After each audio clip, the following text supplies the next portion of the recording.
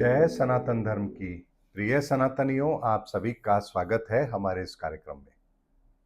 सनातनियों, आने वाले समय के अंदर 13 जुलाई का दिन एक विशेषता लिए हुए है। विशेषता इसलिए कह रहा हूं क्योंकि उस दिन शनि वक्री हो रहा है। शनि वक्री हो रहा है कोई नई बात नहीं है, बहुत बार होता है। लेकिन इस बार 30 मार्च 2025 से जो ग्रहों का कॉम्बिनेशन बन रहा है उसमें एक यूनिक पैटर्न देखने को मिल रहा है। शनि जब अपना राशि परिवर्तन कर रहा है तो भी बहुत सारे इवेंट उसके साथ हो रहे हैं, यानी चैत्र शुक्ल प्रतिपदा, सूर्य ग्रहण भी है, नव संवत्सर शुरू हो रहा है, उसके साथ ही शनि का राशि परिवर्तन है, 6 ग्रहों की दृष्टि एक घर पर है और आठों के आठों ग्रह एक ही घर पर देख रहे हैं। ऐसा कॉम्बिनेशन बहुत यूनिक होता है। अब उसके बाद जब हम बात करते हैं आने वाले समय की, तो जब शनि वापस से 13 जुलाई को वक्री होने जा रहे हैं, 13 जुलाई की शाम के बाद से होंगे वक्री, तब फिर एक कॉम्बिनेशन वो बना रहे हैं। यानी इस बार भी शनि का जो वक्री चाल है उसकी शुरुआत के साथ ही एक यूनिक कॉम्बिनेशन हमें देखने को मिल रहा है।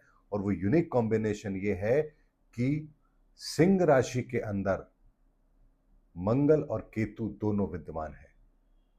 मंगल और केतु की युति एक विशेष युति कही जाती है और उसके ठीक सामने यानी कि कुंभ राशि के अंदर राहु और चंद्रमा की युति है। इसे हम एक तरीके से ग्रहण भी बोलते हैं। और इसके साथ ही शनि कुंडली के अंदर मीन राशि के अंदर राशि परिवर्तन कर रहे हैं और राहु से ये अगला घर है। मंगल की दृष्टि शनि पर होगी क्योंकि मंगल अपनी 8वीं दृष्टि से शनि पर निगाहें लगाए बैठा है और बृहस्पति की दृष्टि भी राहु पर होगी। ऐसे में बृहस्पति राहु की दृष्टि एक तरीके से चांडाल योग का फल देती है। मंगल और शनि की युति कुछ असंतोष पैदा करती है। शनि की वक्री चाल न्यायिक व्यवस्था के अंदर उथल फुथल लेकर आती है। और इन सब सिनेरियो को यदि हम कंबाइंड करके देखेंगे तो 13 जुलाई के बाद से इस धरती पर जो फल एप्लीकेबल होगा वो इस तरह का होगा कि अशांति का माहौल क्रिएट होगा, न्यायिक व्यवस्था उसमें बहुत बड़ा डेंट लगेगा, लोग न्यायिक व्यवस्था का मजाक बनाएंगे या न्यायिक व्यवस्था को उसकी प्रभुत्वता को चुनौती देंगे। मंगल के कारण से कुछ सैन्य कार्रवाइयां इस संसार के अंदर और एक्टिव हो इसकी संभावना बनेगी।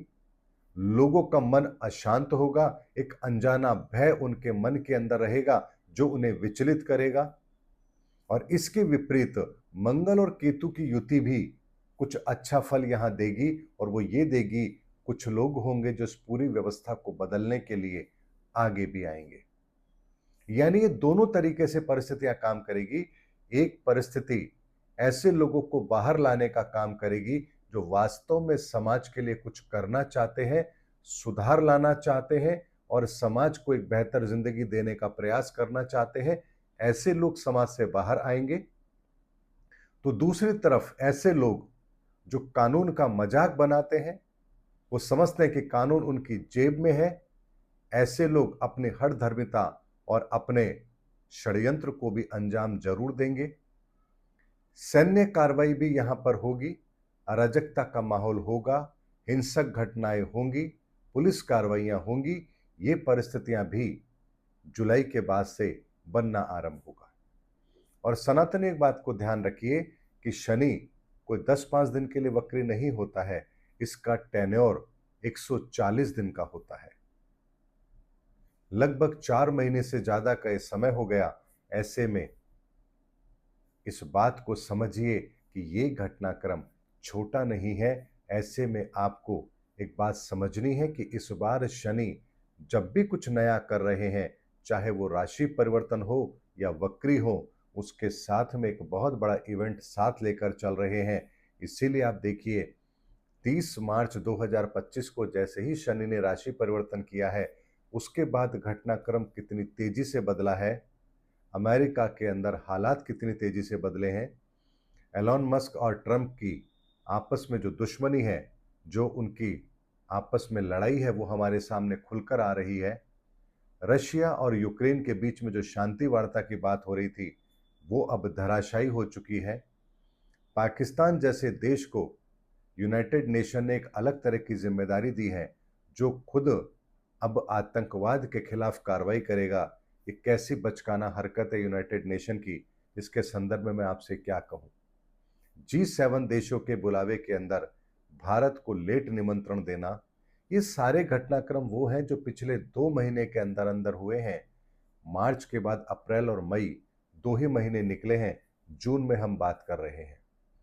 ऐसे में शनि इस बार बहुत बड़े परिवर्तन को असली जामा पहना रहा है और ये घटनाक्रम अभी लंबा चलेगा।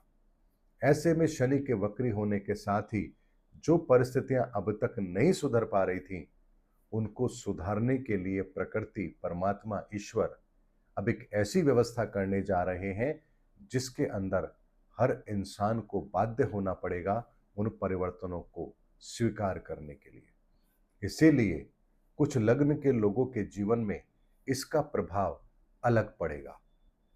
कुछ लोगों के जीवन में सकारात्मक होगा तो कुछ लोगों के जीवन में नकारात्मक प्रभाव होगा। तो यहां मैं लग्न के आधार पर भी आपको बता रहा हूं कि किन लोगों के जीवन के अंदर इसका शुभ प्रभाव आएगा और किन लोगों के जीवन में इसका अशुभ प्रभाव आएगा।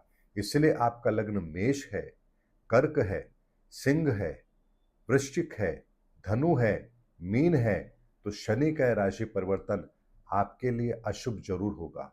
अशुभ को भी आप 2 कैटेगरी में ले सकते हैं। यदि आप धर्म के रास्ते पर हैं तो आपकी वर्तमान जो समस्या है उसके एक विकराल रूप लेने की संभावना बनेगी और इस विकराल रूप के साथ ही आपको स्थायी समाधान आपकी इन परेशानियों का जरूर मिलेगा। उसके अतिरिक्त जो लोग अभी भी अधर्म के रास्ते पर है और जिनका लग्न मेष, कर्क, सिंह, वृश्चिक, धनु और मीन है, उनके लिए ये समय उनके कर्मों के भुगतान का होगा और अनावश्यक परेशानियां उनके जीवन में जरूर आएंगी। उसके अतिरिक्त वृषभ, मिथुन, कन्या, तुला, मकर और कुंभ लग्न, इन लोगों के लिए ये शनि का परिवर्तन अच्छा होगा। अब तक जो आप करना चाह रहे थे, जो नहीं कर पा रहे थे किसी कारण से, अब आपको यहाँ पर वो परिस्थितियां मिलेंगी कि आप अपने कार्य को व्यवस्थित कर पाए। उसके अतिरिक्त यदि आप इन लग्न के व्यक्ति हैं, यानी कि वृषभ, मिथुन, कन्या, तुला, मकर और कुंभ के, और यदि आप अधर्म के रास्ते पर हैं, तो यकीन मानिए इस समय आपको अपने कर्मों का दंड भी भुगतना पड़ेगा। यानी ये जो परिस्थिति बन रही है, ये हर लग्न वाले व्यक्ति के लिए विशेष जरूर है। अगर आप धर्म के रास्ते पर हैं तो ये परिस्थितियां आपको परेशान कर सकती हैं, लेकिन आपके स्थायी समाधान भी ये जरूर निकालेगी। लेकिन अगर आप अधर्म के रास्ते पर हैं तो ये परेशानियां आपको बाध्य जरूर करेगी अपने कर्मों का भुगतान करने के लिए। इसीलिए 30 मार्च 2025 के बाद ईश्वर के द्वारा इस धरती के सारे कर्मों को लॉक कर दिया गया है। अब यहाँ हर व्यक्ति अपने अपने कर्मों के हिसाब से उसके परिणाम भोगने के लिए बाध्य है। क्षमा का प्रावधान, माफी का प्रावधान समाप्त हो चुका है। अब निर्णय होना ही होना है।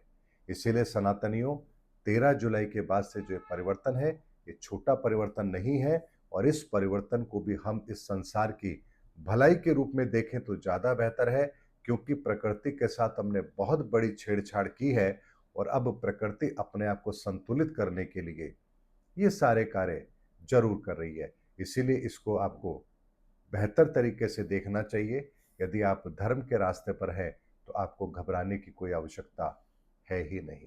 उम्मीद करता हूं सनातनियों, मेरा वीडियो आपको जरूर अच्छा लगा होगा। अगले वीडियो में आपसे फिर भेंट होगी, तब तक हमारे चैनल पर बने रहिए।